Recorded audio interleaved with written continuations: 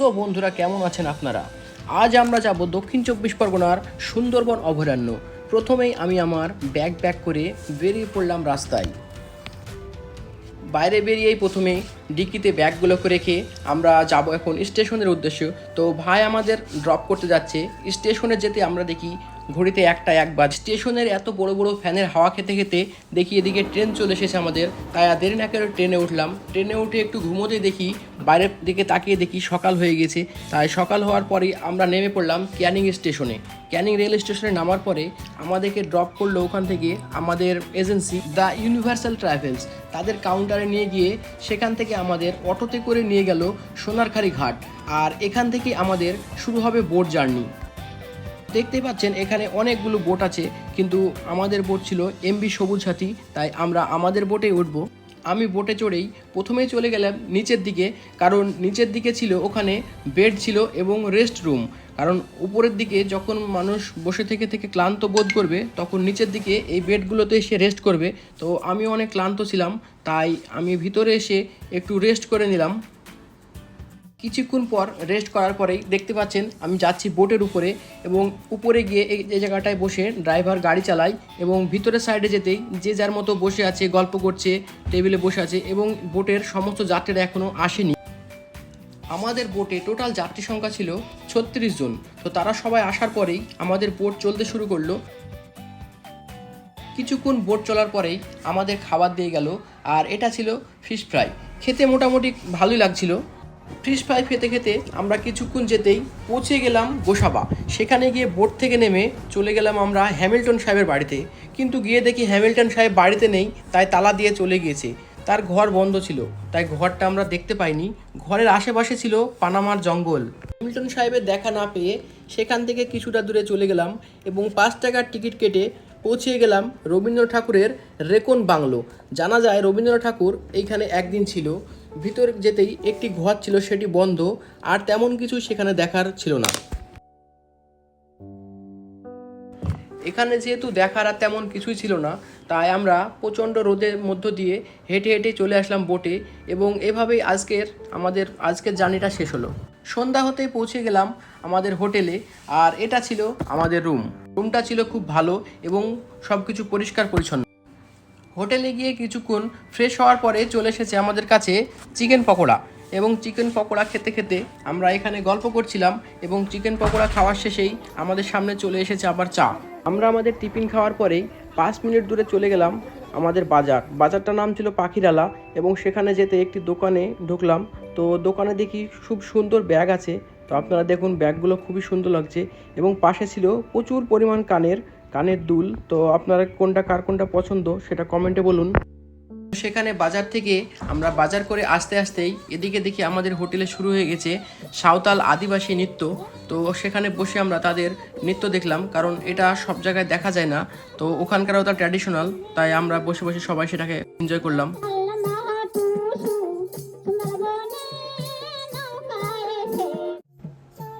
প্রায় 1 ঘন্টা হয়ে গেল। নৃত্য দেখে দেখে আমি ক্লান্ত অনুভব করছিলাম, আর ভাবছিলাম কখন খাবার আসবে। তো ভাবতে ভাবতে চলে এসেছে আমাদের খাবার। আর আজকের মেনু ছিল salad, fried rice, chilli chicken. খাবারটা ছিল এক কথায় অসাধারণ। মনে হচ্ছিল যে কোনো 5 স্টার হোটেলে বসে আমরা খাওয়া দাওয়া করছিলাম। তো খাওয়া দাওয়া করে আমাদের প্রথম দিনটা এখানেই শেষ হলো। পরদিন সকাল ঘুম থেকে উঠেই দেখি আমাদের রুমে চলে এসেছে চা আর বিস্কুট। তো আমরা ঝটাপট চা বিস্কুট খেয়ে ফ্রেশ হয়ে বেরিয়ে পড়লাম আমাদের বোটের কাছে। আর সকাল সকাল রোদের তাপ ছিল প্রচণ্ড, তাই আমরা রোদকে উপেক্ষা করে চলে গেলাম আমাদের সবুজ সাথী বোটে। আর ইনি ছিলেন আমাদের বোটের ড্রাইভার ফারুক সর্দার। তো ইনি ছিলেন খুব ভালো, এবং সমস্ত ট্যুরিস্টের সঙ্গে খুব ভালো ব্যবহার ছিল ইনার।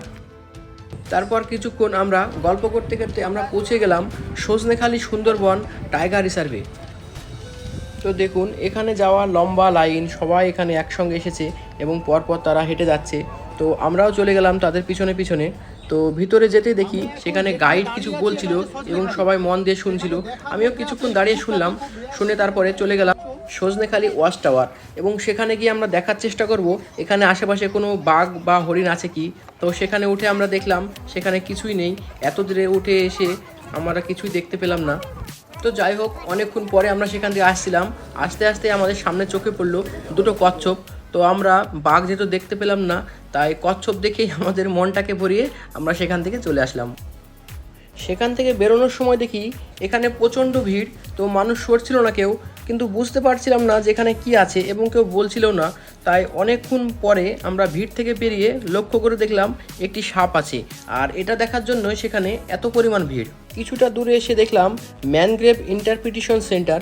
তো এখানে আমরা কিছুই তেমন দেখতে পেলাম না। তো পাশে দেখলাম এখানে ম্যাপ আছে এবং সবাই ম্যাপটিকে ভালো করে লক্ষ্য করছিল এবং গাইডরা ভালো করে বোঝাচ্ছিল। তাই আমিও কিছুক্ষণ দাঁড়িয়ে ম্যাপ দেখলাম। ম্যাপ দেখার পরে আবার হেঁটে হেঁটে চলে আসলাম আমরা আমাদের বোটে, কারণ পরবর্তী জায়গায় আবার আমরা এখন যাব।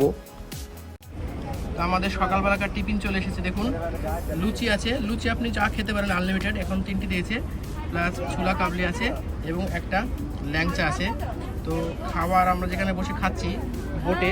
তো বোটটা দেখুন, সাইডের ভিউটা দেখুন কত সুন্দর, পাশ দিয়ে বড় জাহাজ যাচ্ছে এবং আমরা এখানে বসেই আমাদের ব্রেকফাস্ট করছি। ব্রেকফাস্ট করার পরে প্রায় 1-1.5 ঘন্টা এভাবেই নদীর বুকে চলতে থাকে আমাদের বোট। তো কিছুক্ষণ পরেই আমাদের সামনে চলে আসে, এটা কি দিচ্ছে দেখা যাক, ফিশ ফ্রাই। তো ফিশ ফ্রাই ছিল, এটা চিংড়ি মাছের ফিশ ফ্রাই ছিল।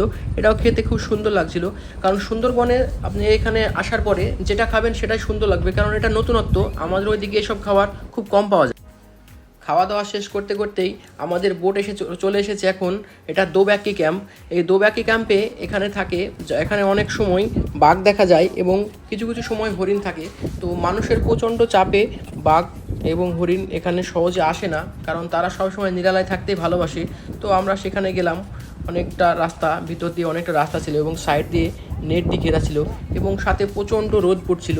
তো কিছুই দেখতে পেলাম না এখানে আমরা বাঘ হরিণ। তাই যাওয়ার সময় দেখলাম লাল ক্যাঁকড়া, আর সেই লাল ক্যাঁকড়াটা দেখেই আমরা সেখান থেকে আমরা উঠে পড়লাম দোব্যাকি ওয়াচ টাওয়ারে। তো ওয়াচ টাওয়ারে ওঠার পরে এই ভিউটা ছিল অসাধারণ, জাস্ট অসাধারণ ভিউ। তো সেই অসাধারণ ভিউ দেখার পরে আমরা চলে আসলাম বোটে এবং বোটে চড়ে কিছুক্ষণ যেতে যেতেই সেখানে আমরা লক্ষ্য করলাম 4-5টা হরিণ ছিল এবং তারা ঘাস খেয়ে বেড়াচ্ছিল। তো আমরা হরিণগুলোকে দূর থেকে দেখে আমরা সেখান থেকে চলে গেলাম আমরা নদীর মাঝখানে।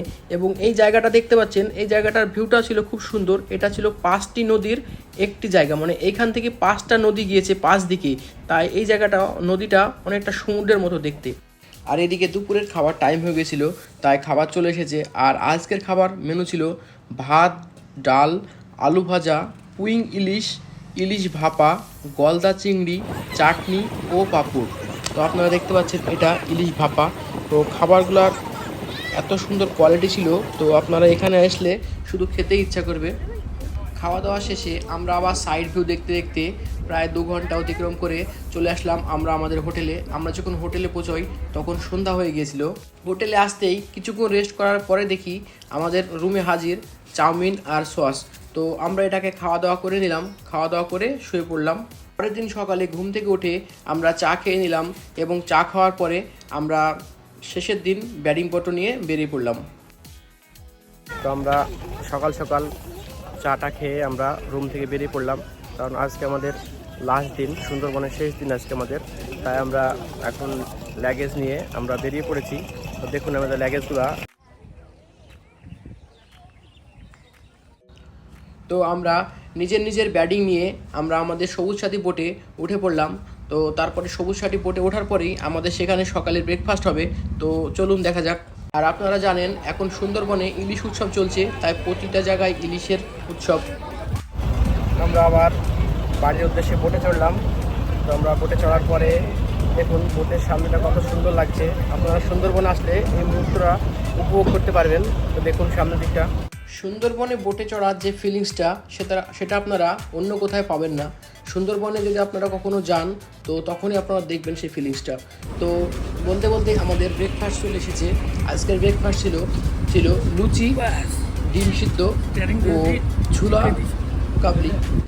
তো আমরা ব্রেকফাস্ট সারার পরে আমরা চলে গেলাম সেখান থেকে লোকনাথ মন্দিরে। এবং লোকনাথ মন্দিরে সবাই এখান থেকে ছিল একটি ছোট্ট গ্রাম। তো এই গ্রামে আমরা সবাই সেখান থেকে নেমে হেঁটে হেঁটে গেলাম। ওখানে যেতে দেখি একটি লোক ডাব বিক্রি করছিল। তো আমরা সেখানে দাঁড়িয়ে ডাব খেয়ে নিলাম, কারণ প্রচণ্ড রোদে কিছু ভালো লাগছিল না। তারপর কিছুটা যেতে দেখি ঝিঙ্গি, চিচিঙ্গি এবং কলার মোচা আরও অনেক কিছু বিক্রি করছে, যেগুলো আমাদের এখানেও পাওয়া যায়। আর এইগুলো দেখতে দেখতে সবুজের মধ্যে দিয়ে আমরা পৌঁছে গেলাম লোকনাথ মন্দিরে। তো ওখানে প্রচণ্ড ভিড় ছিল এবং ক্যামেরায় ছবি তোলা একটু নিষেধ ছিল, তাই আমরা দূর থেকে আপনাদের মন্দিরটার ছবিটা দেখালাম। ওখানে তো একটি ধানের জমি ছিল সামনে, আর পিছনে ছিল মন্দিরটি। খুব ছোট গ্রাম এটা। তারপর আমরা আবার সবাই চলে আসলাম বোটে, এবং বোটে এসে একটু গান চলছিল, আমরা একটু এনজয় করছিলাম। তারপর কিছুক্ষণ মধ্যেই শুরু হলো মেঘের ঝমঝম বৃষ্টি। আমরা আছি নদীর মাঝে এবং চারিদিকে বৃষ্টি।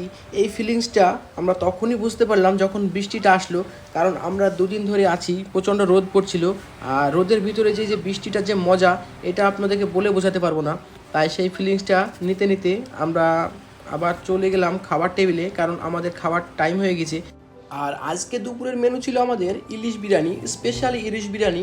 আর বিরিয়ানিটা খেতে আমার খুবই সুন্দর লেগেছিল। বিরিয়ানির সাথে ছিল 1 পিস আলু, 1 পিস ইলিশের চাকা এবং চিকেন। তো এগুলো খাওয়ার পরে খুবই সুন্দর লাগলো খেতে আমাদের ইলিশ বিরিয়ানিটা, এবং শেষে ছিল চাটনি ও পাঁপড়। তো আমরা খেতে খেতে খাওয়ার শেষে একটু সাইড ভিউ দেখার পরে আমরা চলে আসি সোনারপুর ঘাটে, যেখান থেকে আমরা সুন্দরবনের উদ্দেশ্যে রওনা দিয়েছিলাম। সেখানে আমাদের নামিয়ে দিল, আর সেখানে গিয়ে আমাদের এজেন্সি আমাদেরকে একটা অটো দিল ক্যানিং স্টেশনে যাওয়ার জন্য। আর আমরা সেই অটোতে বসে আমরা মাতলা নদীর উপর দিয়ে যে ব্রিজ আছে, সেই ব্রিজ পার করে চলে আসলাম ক্যানিং স্টেশনে। আর এভাবেই শেষ হলো আমাদের সুন্দরবন ট্যুর, 2 রাত এবং 3 দিনের ট্যুর। তো আপনারা চাইলেই এখানে আসতে পারেন। ডেসক্রিপশন বক্সে আমি আপনাদের বিস্তারিত জানিয়ে দেবো।